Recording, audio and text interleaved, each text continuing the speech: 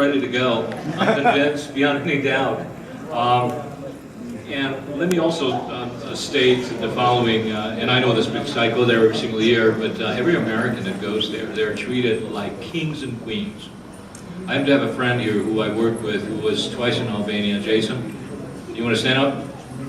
He was twice in Albania, and he loves it. He thinks that that's the greatest thing since sliced bread. So, keep this in mind. This is really, really beautiful. As I said, I'm still thinking of the birthday cake there. So we're going to go right on to the final speaker today. And the title of the speech is A Love Affair Between Albania and America. This is a subject that our next speaker, he's a financial advisor and also a community activist and leader, will tell us when this love started, why it's continuing, how long it's going to go. And for that, ladies and gentlemen, I'd like to introduce Mr. Qemal Hasanbelli.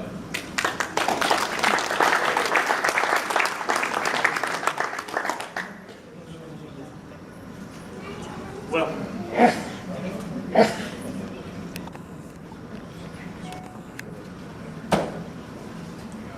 I don't know about you, but that cake is called my name too. So. Now, quickly here, right off the cuff too, before I begin, and I won't take too much time. Just want to thank Lieutenant Colonel Mukai for being here today. As a member of the military, the U.S. military, I've had the pride and the privilege to meet some of your boys downrange in Iraq.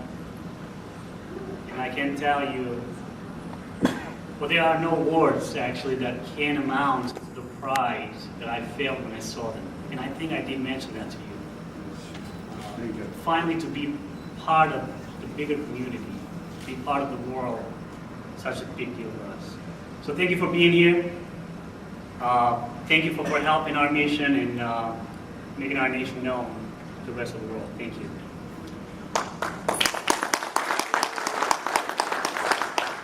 Well, before, I need to start shivering first. However, I wrote these few words about a love affair between Albania and the United States. And it is no secret that Albanians have maintained a deep love affair with the United States, dating back to when President Woodrow Wilson, after World War I, stood out to the triumphant nations of Europe and asserted that Albania was a true nation, and its borders had to be protected and preserved. Since that day, Albanians have shown their gratitude towards America and continue to hold a special place in their heart to this day. Prior to World War I, Albanians immigrated to the United States mainly because of economic circumstances, political anxieties, and with the hopes of finding better opportunities and freedom. Slowly, they started forming their own small communities. Even though they were small in numbers, the Albanian communities were big at heart. They never stopped thinking of their homeland and their burning desire for statehood.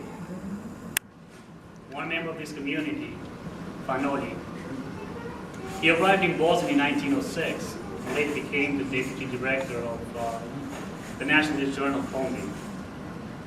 He graduated from Harvard in 1912. Later, he became the Prime Minister of Albania.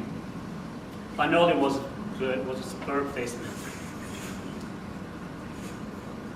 He helped the nation win in membership for his country in the League of Nations, and then helped convince Woodrow Wilson of the need of an independent Albania.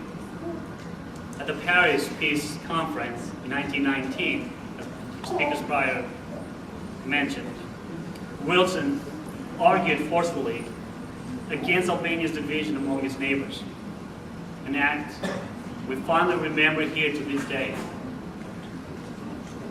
After World War II, Enver Hoxha and the communists took over. They sealed the country off from the rest of the world for 45 long years. Although we were free from foreign aggression, and our culture, our nation's treasures, traditions, our language were preserved with the same devotion as they had been for centuries. It was the oppression of our own government that deprived us of our basic freedom rights. But with the fall of the communist regime in 1990, the Albanians started to breathe again. The fairly true nation was. The Albanians looked to the United States for guidance once again.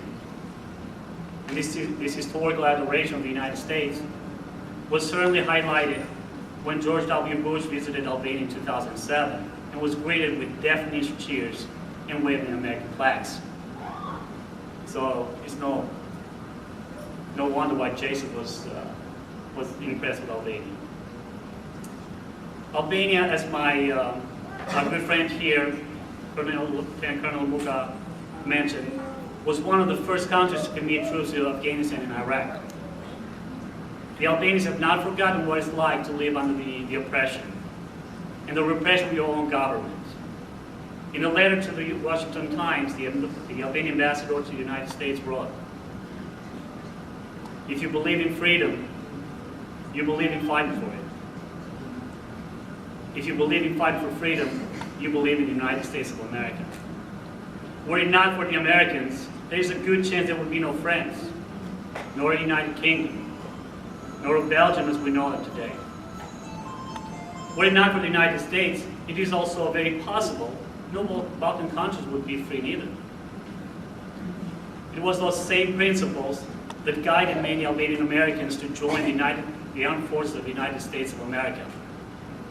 Some of them made the ultimate sacrifice.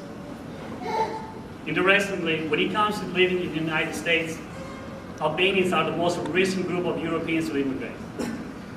It is estimated that today over 750,000 Albanians have settled across the country in states like Massachusetts, New York, California, and Florida. Indeed, Albanians have become the most successful group of immigrants, working and owning all kinds of businesses, restaurants, construction companies, real estate. They came here with nothing but an enormous will to move forward and prosper. Today, I look around this room and I see the success and the pride in my countrymen's eyes. I am very happy to be here today, and I'm very happy to be part of this community. I am proud also when I turn my head back, I see a truly free Albania on its way to prosperity. I am proud that in my veins flows the blood of Ismail Bey Qemal, Fanori, and all of my heroes who gave their lives so our flag can wave free. May the bones of our ancestors rest in peace, for their wishes have been fulfilled. Happy 100th anniversary of our beautiful and proud Albania. Thank you.